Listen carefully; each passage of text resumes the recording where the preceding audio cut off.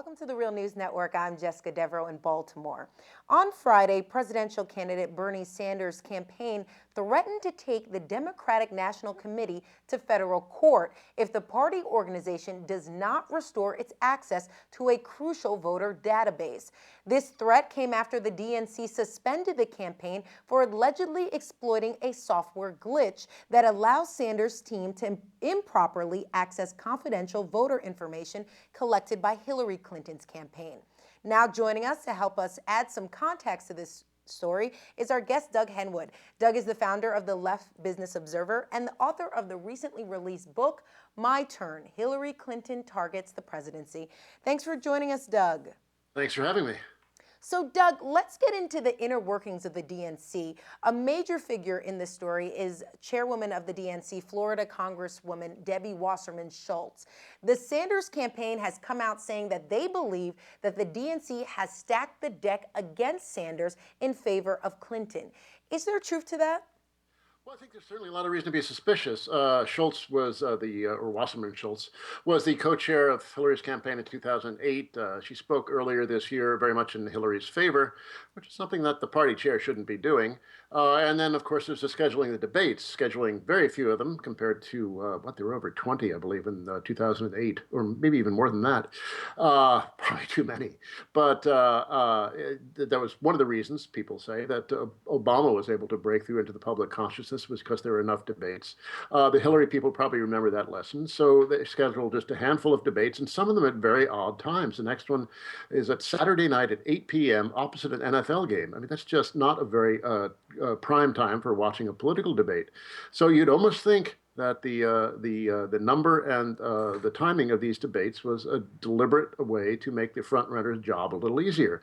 Wasserman-Schultz herself, her politics are very much like Hillary's. She's a member of the New Democrat coalition in Congress, which a New Democrat is going back to the early 90s, the movement that Bill and Hillary together helped found, business-friendly, tough on defense, tough on crime, anti-welfare Democrats, and that is the tradition from which Hillary emerges, and that is the formation within Congress that Wasserman-Schultz pledges her loyalty to. So there are many political reasons to be suspicious of anything that she does as party chair, and this reaction seems extreme and draconian. And it's also their responsibility to keep the software secure.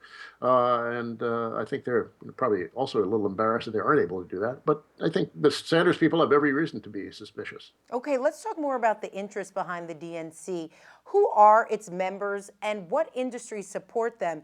Essentially, how do they keep the lights on and how does that affect their policy? Because I want to bring up a point that recently they reversed a ban on taking in campaign money from lobbyists and PACs, but now they're doing it to fund their convention. So let's talk about the interest behind the DNC. Well, it's the standard Democratic coalition, business coalition. If you want to do a caricature of the two parties and their business base, the Republicans tend to be supported by really low wage and really dirty industries. So you've got retailing; they hate the minimum wage, so retailers are very supportive of the Republican Party. Oil industries, extractive industries, really dirty industries that don't want environmental regulation also support the Republicans, and also disreputable things like tobacco and such tend to go Republican as well. The Democrats are heavily favored by finance often. Finance also, Wall Street gives to the Republicans, but a very significant portion of the Democratic fundraising base is in finance. We now see, for example, hedge fund guys and private equity guys supporting Hillary very explicitly, despite her alleged tough talk against Wall Street. And also trial lawyers, that's a very important part of the Democratic base, corporate base, that is. Unions give money to a Democratic Party, the Democratic National Committee, but they're very much overshadowed by business contributions. And also Hollywood is a big supporter of Democrats, which tends towards an emphasis on intellectual property protections, for example. The Democrats are very obsessed with copyright protection because Hollywood is really big into that. As are drug interests, drug companies, which are sometimes significant supporters of the Democratic Party. So the Democrats, if you look at the business interests that support them, they tend to be generally higher wage, more capital intensive, more advanced, some high-tech industries, Hmm. and not the dirty low-wage industries that support the Republicans, more the more advanced, high-tech, high-wage sectors. But they're very much business interests, and Goldman Sachs, and Hmm. such, they're very much behind the Democrats. All right, let's talk about the consequences of this decision. How does blocking Sanders' access to the Democratic database hurt the Sanders campaign? Can you be specific? Well, they use those sort of databases for a couple of things. One is just reaching out to voters, sending a mail, but also for get out the vote operations, voter mobilization things, and that it's going to be that work, which is very important, especially in the early primaries when you really want to get your voters out. In small states, they you really need that kind of very close retail attention to voters, and that's very important in the early primary season. And by blocking Sanders' access to that, it very substantially make it more difficult for them to find out who their people might be and get them to the polls. Yeah, and handing Clinton a potential slam dunk in Iowa. Do you see that happening? Well, yeah. I mean, she didn't do well in Iowa last time in 2008, and Iowa is very unpredictable because you never know who's going to show up for these caucuses. And the polls at this point are completely unreliable. I think no one really should take any of these polls very seriously. But yeah, Iowa's very unpredictable. You never know what's going to happen. But getting people out on a very individual basis is important in Iowa. And if Clinton wins in Iowa, then that will put her in a pretty good position. If she loses in Iowa, that will dent her aura of inevitability. And I think she and her supporters know that her aura of inevitability is one of her prime assets at this point. And a lot of people don't really like her. I mean, they're not even people who plan to vote for her. Very many of them don't have a great deal of enthusiasm for her.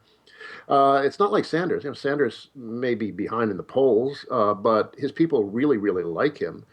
They go out to rallies in large numbers. People who like Hillary do so because she's kind of a default position for a lot of Democrats who don't follow stuff closely, or that she's just got the biggest name recognition.